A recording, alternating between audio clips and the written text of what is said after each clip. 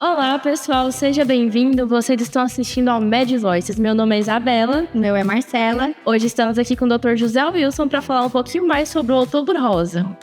Vamos falar sobre a prevenção do câncer de mama e a importância, da detecção precoce para os sucessos da cura e do tratamento. E para isso vamos contar aqui com o apoio, do Dr. José Wilson, médico, ginecologista e obstetra, docente na Uni Goiás. E para falar um pouquinho assim do seu currículo, Dr. José Wilson, pessoal, ele se graduou na UNIRC, Universidade de Gurupi, Tocantins, e ele tem especialização em ginecologia e obstetrícia pelo programa de residência da CESDF, em Brasília. Além disso, o Dr. José tem pós-graduação também pela Universidade Federal do Mato Grosso do Sul, em saúde da família. Bom dia, pessoal. Vamos dar uma conversada, a respeito desse tema que é importantíssimo, não tão importante porque até colocaram o Outubro Rosa para simbolizar o quão importante é esse tema. O objetivo da campanha é compartilhar informações sobre o câncer de mama e não só relacionadas à detecção precoce, mas também as formas, as orientações de forma de acesso aos serviços. E eu gostaria de saber, para nós iniciarmos o nosso bate-papo, doutor José, quando que o Outubro Rosa iniciou aqui no Brasil e a partir de quando o INCA começou a fazer parte dessa campanha? Então, o Outubro Rosa é um movimento que se iniciou, na verdade, nos Estados Unidos, na década de 90, e ele foi se aperfeiçoando, foi evoluindo de forma gradual. Aqui no Brasil, ele teve o início em 2002, quando o obelisco lá do Ibirapuera, em São Paulo, ele teve aquele marco de ficar rosa. Esse foi o início da campanha do Outubro Rosa aqui no Brasil. Logo depois, em 2010, foi onde o INCA iniciou o processo. Falou, não, peraí, deixa eu pegar essa campanha e eu vou colocar junto a minha parte, que é a parte do rastreio, das investigações. Então foi uma mistura entre o Outubro Rosa, como que eu posso dizer? O Outubro Rosa como uma campanha e o INCA entrando na parte do câncer propriamente dito. Isso tudo foi nesse período de 2010. Certo. E, doutor, sobre os sinais e sintomas, quais são eles? E acomete somente mulheres? Uma boa pergunta. O câncer de mama tem um mito, Todo câncer dói. Na verdade, não. O câncer de mama, ele é, na maioria das vezes, indolor. Não tem dor quando a pessoa está se desenvolvendo o câncer de mama. Então, o que a gente tem que ficar atento? A principal modificação anatômica da paciente é o aparecimento de um nódulo. E tem as características desse nódulo. Normalmente é um nódulo bem aderido às estruturas da mama, ele é fixo e ele é não móvel. Então, quando a paciente percebe esse nódulo, ela vai tentar movimentar o nódulo, ele não é móvel, ele é bem aderido à estrutura, ele costuma ser uma estrutura irregular. Na maioria das vezes, quando a paciente percebe o nódulo e ela vai fazer a palpação, a gente percebe que esse nódulo é lisinho. E o câncer de mama não, ele é um nódulo irregular e também bastante aderido. Esse é o principal sintoma ou sinal que você vai perceber quando for investigar a mama dessa paciente. Também tem algumas outras coisas associadas, por exemplo, a secreção de um conteúdo cristalino. Na hora que você vai fazer a excreção mamilar, vem uma secreção cristalina, que a gente chama de água de pedra. Muitas pessoas se preocupam, nossa, está saindo uma secreção amarelada, está saindo uma secreção esverdeada. E aí isso assusta, e na verdade não. O mais preocupante é quando vem essa secreção transparente, cristalina. Então é um sinal de alerta. E uma coisa importante que a gente tem que pensar no câncer de mama é realizar o autoexame. Fazer este autoexame eu sempre recomendo para os meus pacientes. A paciente que tem a menstruação regulada, que tem a menstruação mensal, ela sempre coloca 7 dias depois que a menstruação desce, criar o hábito de fazer a palpação mensal nesse período.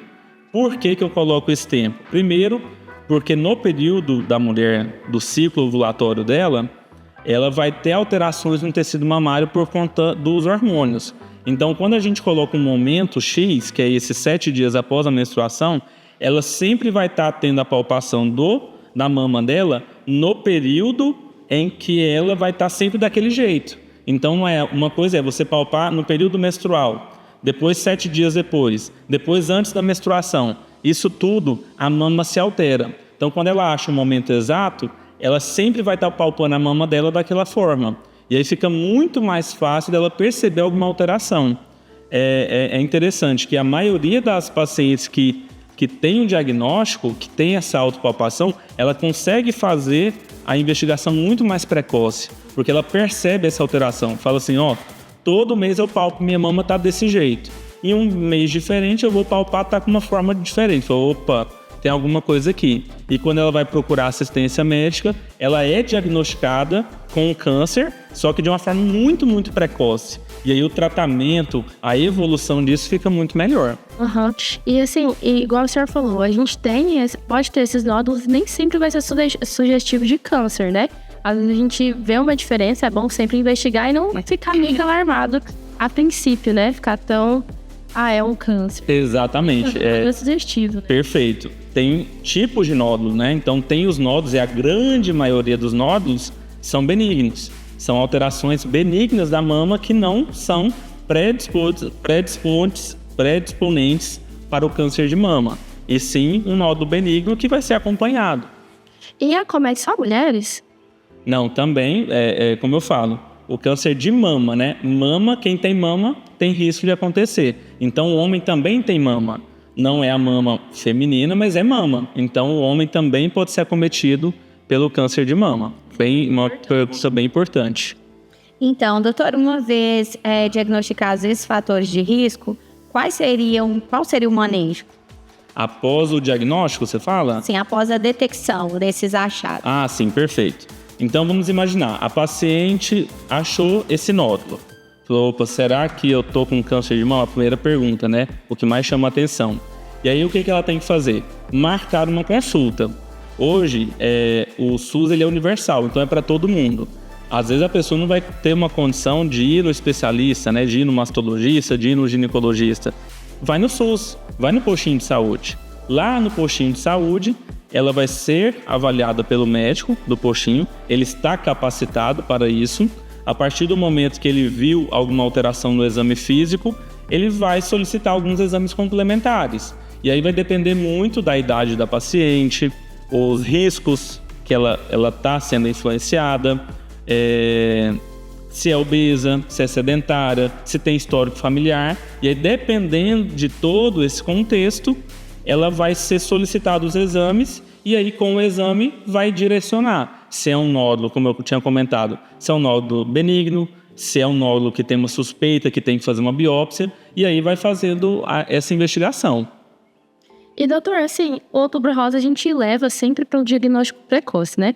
E eu queria saber também, porque o câncer de mama, ele não é uma coisa que afeta só o nosso físico, afeta psicologicamente também. Como que a gente pode procurar esse acolhimento psicológico para as mulheres, um acolhimento também igualitário para todo mundo, né? Perfeito. A partir do momento que a pessoa, vamos imaginar que ela teve um diagnóstico do câncer, né?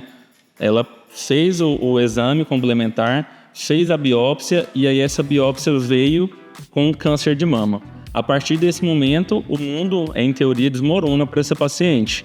Mas graças a Deus, hoje o SUS ele está muito completo. Ele tem um apoio multiprofissional para essa paciente.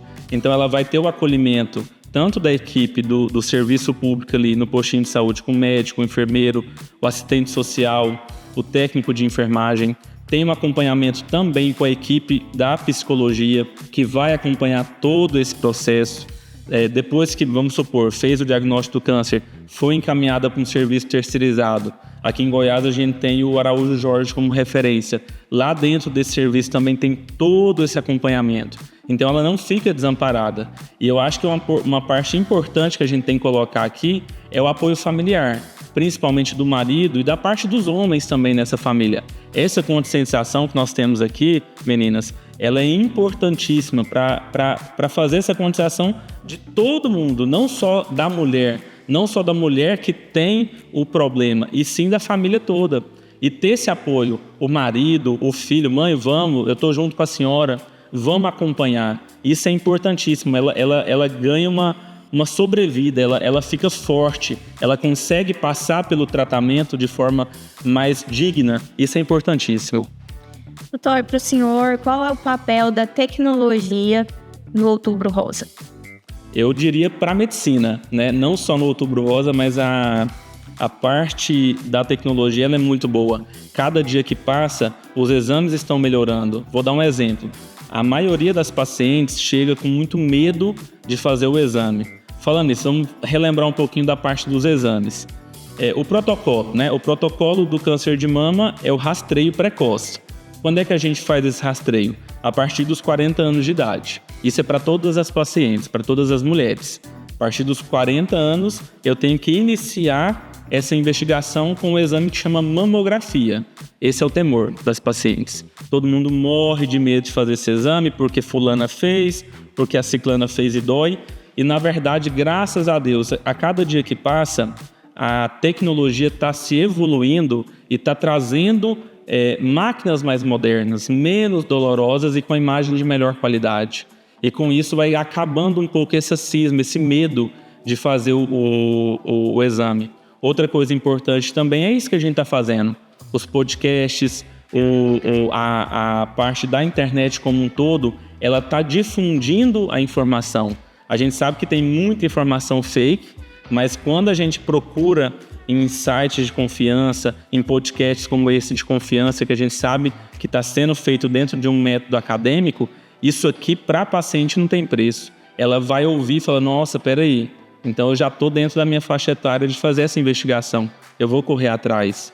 E outra parte importante também, além do rastreio a partir dos 40, é aquela paciente, vamos imaginar, a mãe dessa paciente, ela teve o câncer de mama aos 45 anos. Ela, como filha da paciente com 45 anos, ela tem que fazer a investigação 10 anos antes do diagnóstico. Então ela não vai começar com 40, ela vai começar com 35. Isso aí muita gente não sabe e vai deixando passar batido. Então são essas tecnologias como um todo, são coisas importantíssimas para a gente poder fazer essa evolução. Certo. E como o senhor acha que nós podemos transformar esse movimento, né, Isa, do Outubro Rosa, em um movimento contínuo e não só, de fato, no Outubro Rosa? Isso aí é uma coisa que eu acho interessantíssima. O Outubro Rosa é um símbolo, né? Colocamos o mês do ano para poder fazer essa conscientização. Assim como tem o Novembro Azul, assim como tem o Setembro Amarelo, são meses para a gente marcar a conscientização. Mas isso não pode parar aqui. Isso aqui tem que ser perpetuado por todo o ano. A paciente não pode ir lá só no outubro. Vou pensar no meu câncer de mama em outubro. Como eu falei, tem que fazer esse autoexame mensal. A partir do momento que achou um sinal suspeito, faz a procura do médico, seja no postinho de saúde, ou seja com um especialista, se tiver condição, vai no especialista, vai no postinho de saúde, faz o exame físico da mama e pede os exames. Então essa conscientização ela tem que se estender para todo o período do ano da pessoa, né? Tem uma época do mês, doutor, que seria mais indicado para essa pessoa fazer o exame, por exemplo, uma mamografia? Do ano, não. Ela tem que... O que a gente recomenda é fazer o exame uma vez por ano. Eu digo assim, mais questão do ciclo menstrual da pessoa, por exemplo. Sim, do ciclo não. Aí vale aquilo que eu tinha comentado. Eu sempre oriento a paciente fazer o exame físico dela 7 dias após a menstruação por conta da questão hormonal. Então, em teoria, nesse período seria um momento muito bom para essa paciente fazer o exame, porque a mama ainda não está sendo muito influenciada com a parte hormonal. Mas, como eu falei, os exames estão muito evoluídos, então em qualquer momento do período dela, ela pode fazer mamografia sem medo nenhum. Entendi. Senhor José, estamos chegando ao fim do nosso podcast, mas para encerrar as perguntas, nós trouxemos uma pergunta de um aluno. A pergunta dele foi: se na população masculina também tem achados de câncer de mama e se existe uma forma de rastreio preconizado pelo Ministério da Saúde da mesma forma que existe para a mulher. Se sim, qual seria a faixa etária e quais seriam os sinais e sintomas no público masculino, além dos fatores de risco? Perfeito. Então vamos lá. O câncer de mama, como a gente tinha comentado mais cedo, é da mama. Então, tanto o público masculino quanto o público feminino pode estar associado. Graças a Deus, no público masculino, a incidência é muito baixa. De todos os cânceres de mama que existem no mundo, em torno de 1% é no público masculino. Então, não tem assim uma necessidade de fazer um rastreio como temos no público feminino, que é 99%. Então, no público feminino tem que se fazer a mamografia a partir dos 40 anos. No público masculino, não. Mas os sinais e sintomas valem para tudo. Lógico que o homem não vai ficar palpando mensalmente, mas ele vai conseguir perceber, porque o tecido mamário no homem é bem menor do que na mulher. Então, ele vai conseguir perceber alguma alteração de forma mais rápida. E aí, procurar assistência. Viu que tem alguma coisa alterada? Uma pessoa que participa do SUS, né, do Sistema Único de Saúde, vai no postinho de saúde para o médico poder avaliar. Caso ele tenha o serviço particular, ele pode procurar um mastologista, que é o ginecologista obstetra especializado, né, subespecializado em mastologia. E aí ele pode procurar esse subespecialista para poder fazer uma análise mais crítica, né? E qual que foi a outra pergunta? Sobre os fatores de risco, assim, população masculina, no caso. Os fatores de risco são os mesmos. O que a gente tem de fator de risco tanto para homem quanto para mulher? O foco aqui é o estrógeno, que é o hormônio feminino. Muita gente pergunta, homem tem estrógeno? Também tem. Nós somos produtores, tanto a mulher do hormônio masculino, quanto o homem do hormônio feminino. Nós todos produzimos, logicamente em quantidades diferentes. Então, tudo que a gente está relacionado a um desenvolvimento dessa produção do hormônio feminino em maior quantidade, vai desenvolver. Então, por exemplo, sedentarismo, obesidade, o ganho de peso muito exagerado, alguma alteração no metabolismo do fígado, tudo isso vai desencadear, de certa forma, uma produção estrogênica maior, tanto para mulher quanto para homem. Então, no homem, tem esse risco de se desenvolver o câncer de mama pensando nesse aspecto. É o aspecto biopsicossocial que eu falo, né? Tem todo um contexto associado dentro desse sentido de desenvolver o câncer de mama, mas também pode acontecer. Certo. Esse mesmo aluno, ele perguntou também sobre dentro de qual faixa etária desse público masculino teria assim mais, como é que nós podemos falar? Qual que seria a faixa etária deles de maior risco do desenvolvimento do câncer de mama? Os estudos mostram que no sexo masculino, a partir dos 35, é onde se desenvolve uma chance um pouquinho maior de se desenvolver o câncer de mama. Mas como eu estou falando, não precisa preocupar tanto. Tem que ter uma atenção, tem que perceber, se conhecer, né? Fazer a análise do seu corpo. E se você percebe que tem alguma coisa alterada, procurar assistência. Mas na maioria das vezes não precisa preocupar. Doutor, esse mesmo aluno, ele leu algumas coisas sobre o câncer de mama na população masculina e ele queria saber do senhor se essa frase que ele leu ela é verídica ou se é um mito, que a partir dos 35, como o senhor disse, as chances do desenvolvimento do câncer mamário masculino, ela se inicia daí, ela aumenta, né, depois dos 35, mas que o pico dela é na população masculina ali por volta de 50 anos de idade. Sim, é verdade. Os estudos mostram que começa a evolução a partir dos 35 e você tem um pico de chance nos 50 anos, né? Isso é verdade mesmo. Provavelmente pelas questões hormonais, né? Sim, com certeza.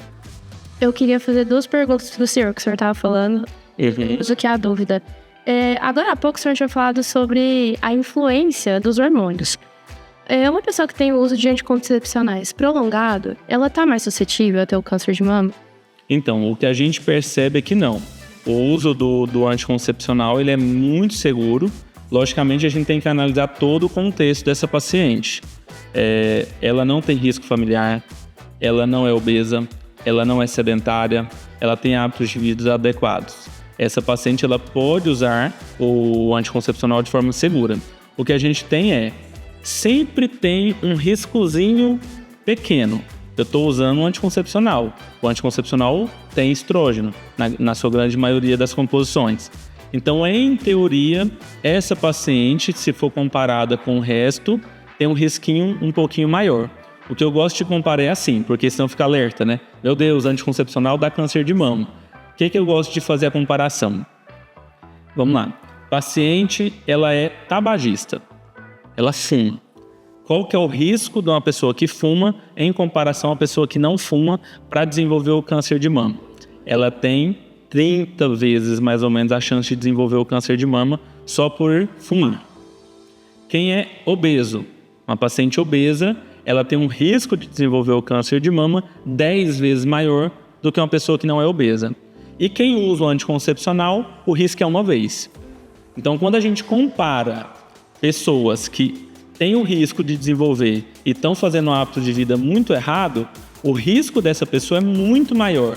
Só que aí o que acontece? A paciente ela fuma, ela é obesa, ela é sedentária, não pratica atividade física, começa a usar o anticoncepcional, a culpa é de quem? É do anticoncepcional, e não é. Na verdade, a gente vê nos estudos que a chance realmente aumenta, mas é muito, muito simbólica em decorrência de outras coisas. Aí é o que eu brinco com as minhas pacientes no consultório. Você está aí fazendo atividade física, é saudável, está se comprometendo. A outra paciente lá está fumando igual uma caipora, vai no McDonald's todo dia, ela não está nem aí com a questão do câncer de mama. Aí você, por estar um pouquinho a mais o risco, vai ficar preocupada? Lógico que é isso, é uma análise que a gente tem e dentro dessa análise nós podemos situar e falar, não, você tem um risco aumentado, você tem um histórico familiar, você não faz atividade física, você fuma pra caramba. Para você eu não vou te passar um anticoncepcional, porque na cabeça dela vai falar que foi o anticoncepcional e na verdade não, é todo esse contexto. Agora, se a paciente não tem risco nenhum, eu inicio sim o anticoncepcional. Por quê? O malefício de uma gravidez não planejada se sobressai ao pequeno risco dela desenvolver o câncer de mama. Uhum.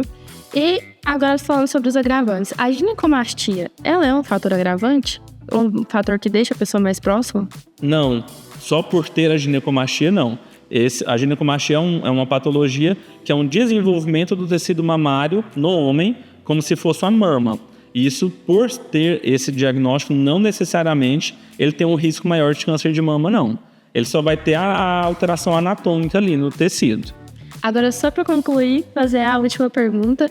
A gente está aqui no Outubro Rosa, selecionamos esse mês para fazer essa campanha.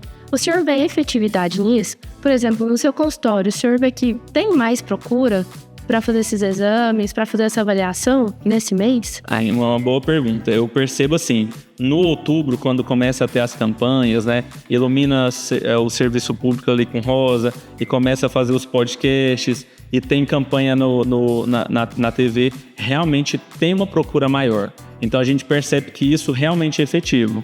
O que eu gostaria do meu coração é que isso aqui fosse durante todo o ano e não só um mês. Mas não tem como, né? Tem outras estruturas também que a gente tem que procurar.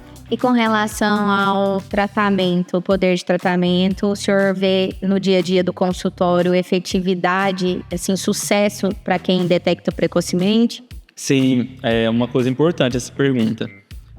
Muita gente fica naquela cabeça, nossa, eu tive o câncer, acabou minha vida, nunca mais vou ser a mesma. E não é assim. A gente sabe que diagnosticou, e principalmente o diagnóstico precoce, isso é importantíssimo para a qualidade posterior de vida dessa paciente. Ela vai lá fazer sua cirurgia, retirar um pedaço da mama ou até retirar toda a mama. Tem a quimioterapia, tem a radioterapia e depois tem a reconstituição de todo esse tecido mamário.